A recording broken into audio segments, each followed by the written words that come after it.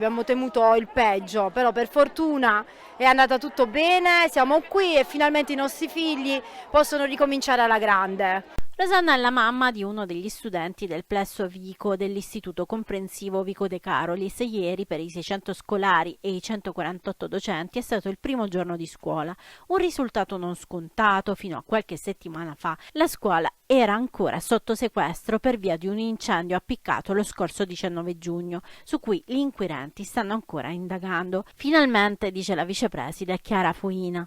È un finalmente perché praticamente in seguito agli eventi occorsi il 19 giugno, in quanto c'è stato un incendio che si è propagato nell'ala est del plesso Vico, il plesso stesso era stato posto sotto sequestro per motivi di sicurezza.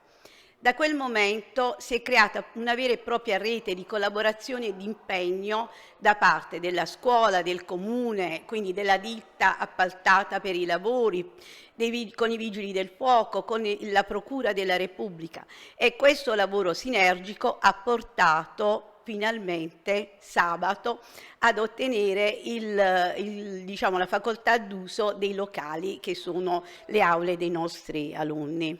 E quanto è importante in un quartiere come questo dare la continuità educativa della scuola? Beh, diciamo che la scuola è sempre il punto di riferimento, anche perché sul quartiere non ci sono servizi per cui gli alunni e anche i genitori puntano tutto sul lavoro della scuola. Il via è arrivato solo grazie alla concessione d'uso della magistratura, poi è partita la programmazione e tutto quello che consente a un nuovo anno scolastico di partire.